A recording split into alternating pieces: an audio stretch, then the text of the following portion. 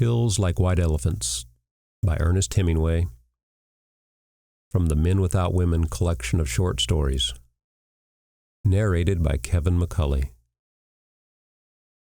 The hills across the valley of the Ebro were long and white.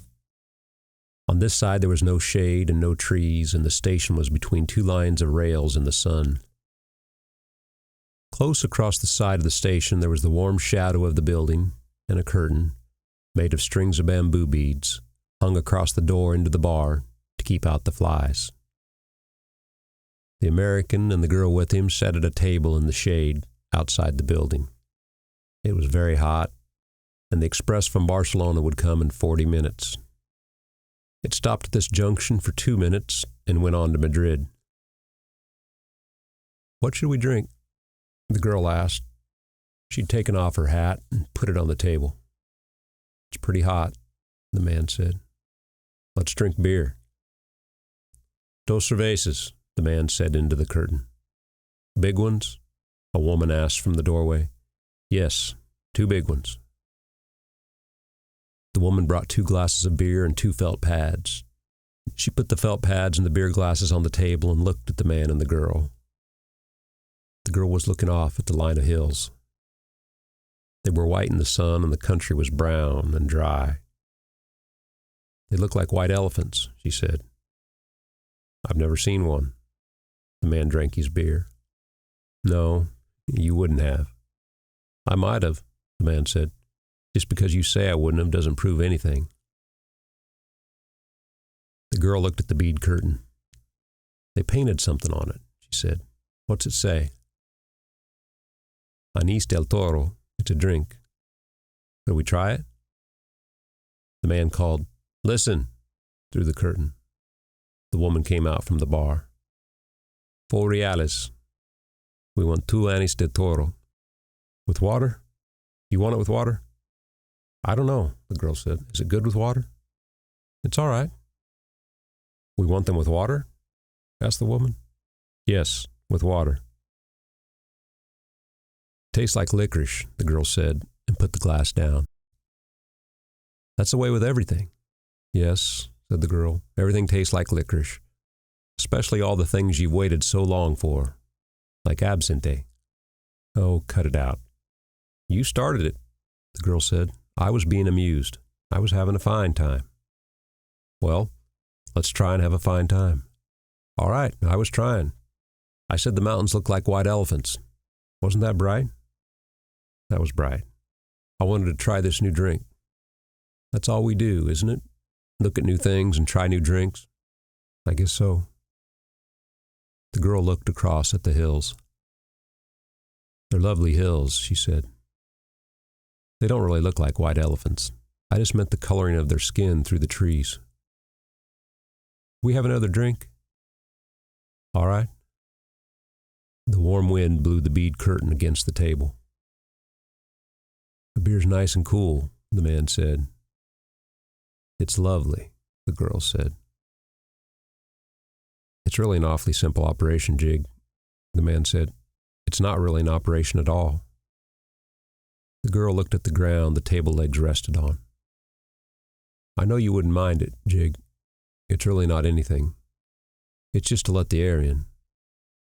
The girl did not say anything. "I'll go with you, and I'll stay with you all the time. They just let the air in, and then it's all perfectly natural." "And what will we do afterward?" "We'll be fine afterward, just like we were before." "What makes you think so?" "That's the only thing that bothers us. It's the only thing that's made us unhappy." The girl looked at the bead curtain, put her hand out and took hold of 2 of the strings of beads.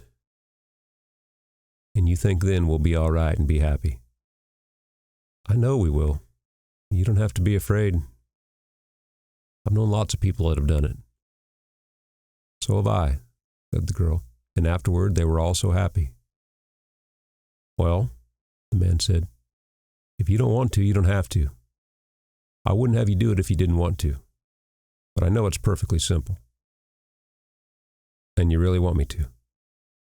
"I think it's the best thing to do, but I don't want you to do it if you don't really want to."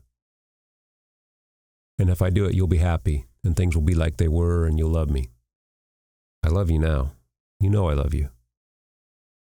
I know, but if I do it, then it will be nice again if I say things are like white elephants, and you'll like it. I'll love it. I love it now, but I just can't think about it. You know how I get when I worry.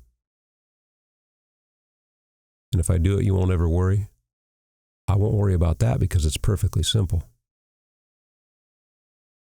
Then I'll do it because I don't care about me. What do you mean? I don't care about me. Well, I care about you. Oh, yes, but I don't care about me. And I'll do it, and then everything will be fine. I don't want you to do it if you feel that way. The girl stood up and walked to the end of the station. Across, on the other side, were fields of grain and trees along the banks of the Ebro. Far away, beyond the river, were mountains. The shadow of a cloud moved across the field of grain, and she saw the river through the trees. And we could have all this, she said, and we could have everything, and every day we make it more impossible. What did you say? I said we could have everything. We can have everything. No, we can't. We can have the whole world. No, we can't. We can go everywhere. No, we can't. It isn't ours anymore. It's ours. No, it isn't. And once they take it away, you never get it back. But they haven't taken it away. We'll wait and see. Come on back in the shade, he said. You mustn't feel that way. I don't feel any way, the girl said. I just know things. I don't want you to do anything that you don't want to do, nor that isn't good for me, she said. I know. Could we have another beer? All right, but you've got to realize. I realize, the girl said. Can't we maybe stop talking? They sat down at the table, and the girl looked across at the hills on the dry side of the valley, and the man looked at her and at the table. You got to realize, he said, that I don't want you to do it if you don't want to. I'm perfectly willing to go through with it if it means anything to you. Doesn't it mean anything to you? We could get along. Of course it does.